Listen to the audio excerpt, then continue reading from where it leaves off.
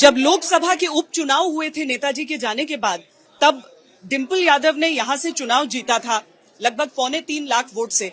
यहां मैं सुन रही हूं कि 5 लाख का नारा दे रही हैं आप, या उससे भी ज्यादा से जीत। मैं समझती हूँ ये नारा मैं नहीं दे रही हूँ, जो हमारे समर्थक हैं, जो यहाँ की जनता है, जो लोग हैं, वो ये बात कह रहे हैं। पूरा परिवार पूरी तरीके से लगा है यहाँ पर आपके लिए। मैं समझती हूँ क्योंकि अभी चुनाव हुए थे 2022 में और लोगों का बहुत साथ और समर्थन मिला था। और इस बार का जो पूरा जो माहौल है, मैं समझती हूँ समाजवादियों के साथ है और बिना किसी धर्म और कास्ट और सब कास्ट के सब लोग एक साथ समाजवादी पार्टी को वोट करने जा रहे हैं। आपके विश्वास का कारण क्या है?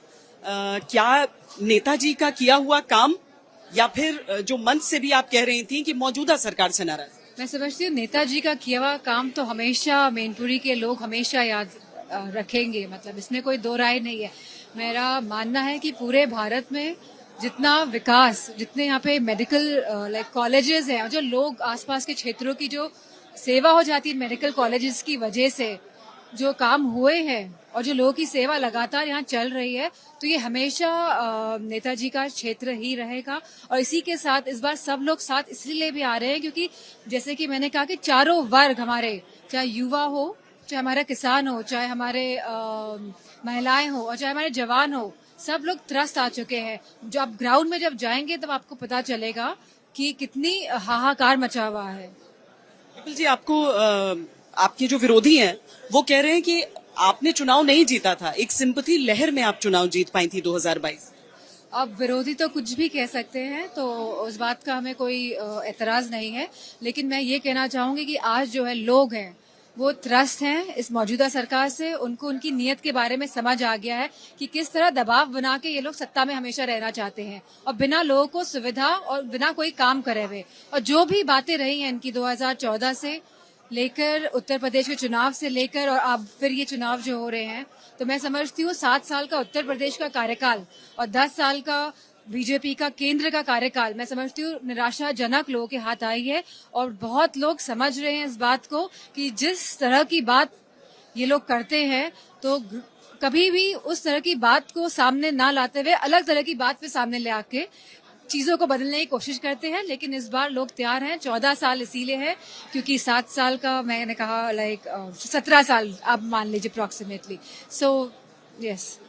आपको मुश्किल लग रहा है? आपको लग रहा है चुनौती है? यूपी सरकार के मंत्री हैं जो सामने लड़ रहे हैं चुनाव। हमारी तो खाली यही चुनौती है कि हम कितने ज्यादा से ज्यादा वोट बढ़ा ले जाएं, बस यही चुनौती है। आपका रिश्ता कैसा है मैनपुरी के साथ? मैंने देखा किसी को आशीर्वाद दे रही हैं, किसी से आशीर्वाद ले रही हैं।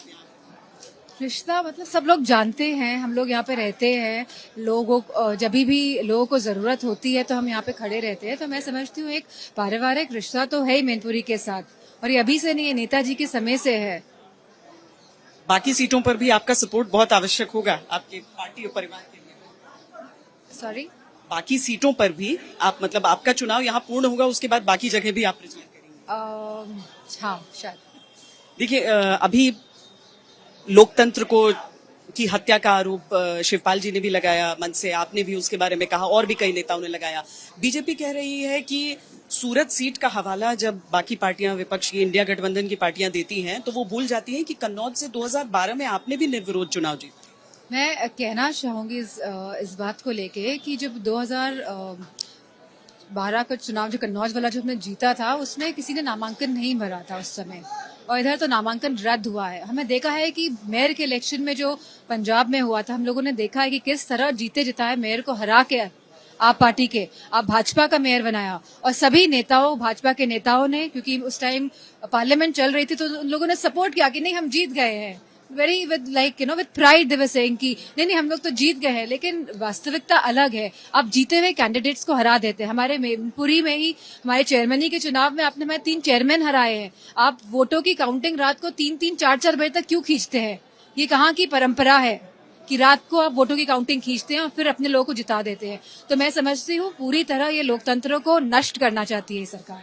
बीजेपी का सबसे बड़ा आरोप समाजवादी पार्टी पर यूपी में रहता है कि गुंडागर्दी को बढ़ावा देते हैं और योगी सरकार कानून के। पूरे देश में देखेंगे जितने भी भ्रष्टाचारी हैं, बीजेपी के जो लोग हैं, बीजेपी की जो ये फैक्ट्री है, फैक्ट्री भी नहीं कहेंगे, गोदाम कहेंगे इसको, जिस तरह का गोदाम है, और ये ड्राई क्लीनिंग का गोदाम है, यहाँ पे बड़े से बड़ा भ्रष्टाचारी जाता है और एकदम ड्राई क्लीन होके इस गोदाम से निकलता है, साफ सुथरा होके। तो मैं समझती हूँ, और भ्रष्टाचार की बात करते हैं, आप बॉन्ड्स की बात करिए ना, चंदे की बात करिए, किस तरह आपने चंदे को धंधा बना दिया आपने, और आपने इसको स्वीकृत कराया पार्लियामेंट के थ्रू। और अगर सुप्रीम कोर्ट अगर इंटरप्ट नहीं करता तो ये बात कभी लोगों के सामने नहीं आती कि किस तरह करोड़ों करोड़ रुपए का चंदा लिया गया और ईडी को इसमें लगाया गया, सीबीआई को लगाया गया, फिर उन्हीं कंपनियों से चंदा लिया गया। इस बार 80 की 80 सीटों का दावा कर रहा है बीजेपी। नहीं, दावे तो बहुत हैं। 2014 से दावों की बात करें तो कितने दावे हम गिनाएंगे अब आपके। कहा था कि काला धन वापस आ जाएगा, और क्या कहा था कि हम आय दुगनी कर देंगे, 14 लाख रुपए आपके अकाउंट में पहुंचा देंगे, 2 करोड़ युवाओं को नौकरी देंगे, स्मार्ट सिटीज बनाएंगे, गोद गांव को करेंगे, गंगा साफ करेंगे।